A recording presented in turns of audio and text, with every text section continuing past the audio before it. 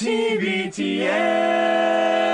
Hey everybody, welcome to another edition of Hey Dummies. My name is Andrew. I will be your dummy today, and I know you can't see me right now. I've turned off the cameras because it is late on a Thursday, and I've been in my hot little studio all day, and I'm greasy, and I'm gross, and I'm grimy, and I don't want to put myself on camera, but I thought it might be an opportunity to share my computer screen with you and show you one of those goofy little games that has sort of been in the backdrop of my life for a long time now. It's called the Falling Sand Game.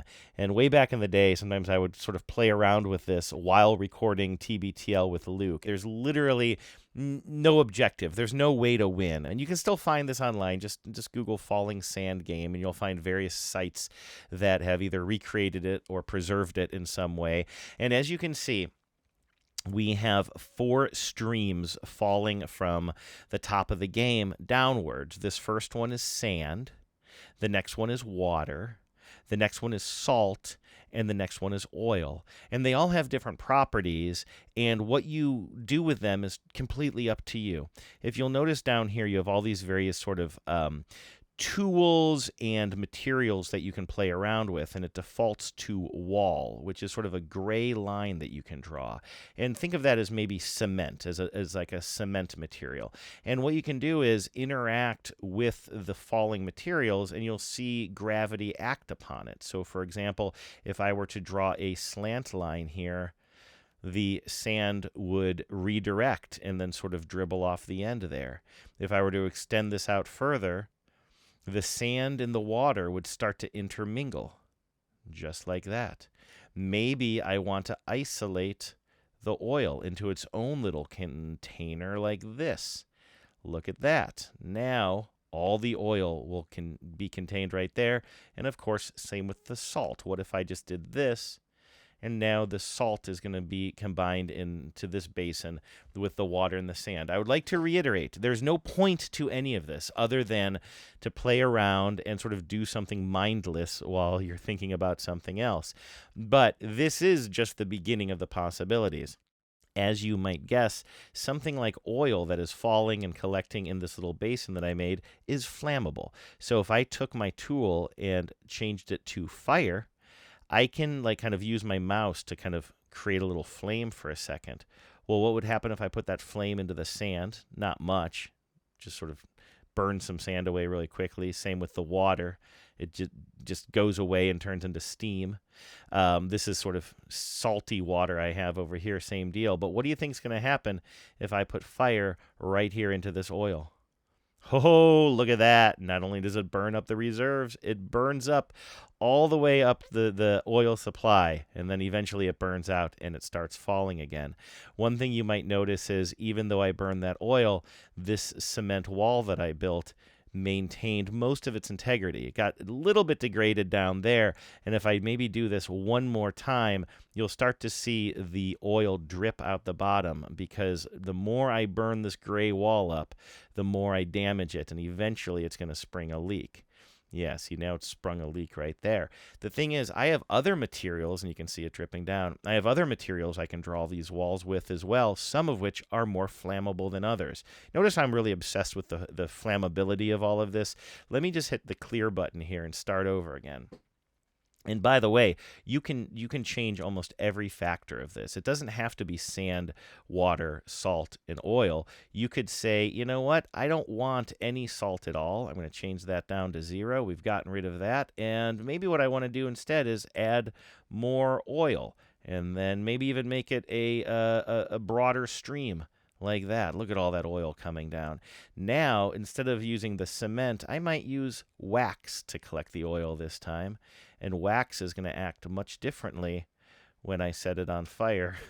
Again, it all comes down to fire. But you'll notice that the wax burns and eventually degradates until it... Degradates? Is that a word? Whatever. It all burns up and goes away, people.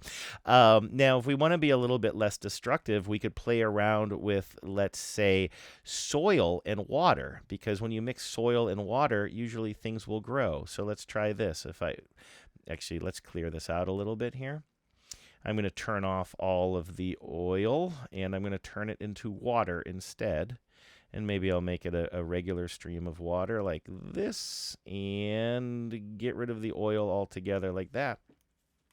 What I can do is, I don't think I did that properly there. I got rid of the oil. Let's get the water going again here. And then maybe I will use my cement or wall to collect some of this water like this. Now, the interesting thing, I think, is adding a little bit of soil to that, because when water and soil mix together, things grow. Watch this. I'm going to drop the soil. It's like in a loose soil. You can sort of drop it and it'll collect at the bottom. And then as it collects at the bottom, the water hits it and trees start to grow. Look at those beautiful internet trees that are growing. And then if you wanted to add a little bit of sand to the adventure, just to create a little terrarium, you can redirect your sand and have it go right into there. There are a million different things you can do in here. I don't even know what a lot of these do. I don't know what methane does. That seems dangerous to me. Look, I just created methane. That good? That bad? Does it affect the trees? It collects in the trees. I don't really know what that does. There's gunpowder, which, as you might guess, is very explosive. So I don't know why I keep on exploding things, but if I wanted to destroy all of this, I could put some gunpowder into this little cavity down here that I just created. Boy, it really speaks to what kind of a person am I that I'm constantly... Of course, look at all this stuff. They give you nitro. They give you C4. I believe C4 is like a explosive material that you can actually draw with. And then if I add a little spark to that, what's going to happen? Whoa! Big explosion, and all of my work comes tumbling down. So I don't know if that appeals to anybody, but this is the type of thing that you can play around with. Again, just look for Falling Sand Game online. You can mess around with how quickly the materials fall. You can actually just add plants, I suppose, by... doing something like this. Do I need some soil in there? Let's try adding some soil to this cement wall that I made. What happens if I just put a plant here or put a plant there? Oh, not much happens, but I'll bet you if I were to direct some water in there, we might see something happen with those plants. What do you think? Let's try this. Oh, look, it's starting to grow. Those little seeds, I think, that I planted helped a little bit. And then the tree got in the way of that water, and it displaces it there. It's kind of a beautiful thing, don't you think? All right, everybody. Like I told you, it's late on a Thursday. I don't know if that was fun or not. It seemed like such a good idea when I started recording it. Play around. Look for Falling Sand Game and while away the hours. Or play it when you're in a Zoom meeting where you can keep your camera off and your bosses don't have to see you goofing around like I do all the time.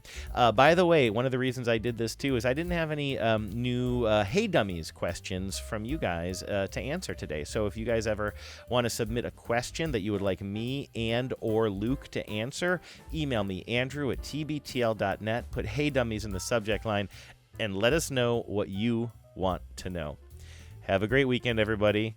Try to limit your sand falling game to 3 hours or less on the sunny days. We'll talk to you on Monday.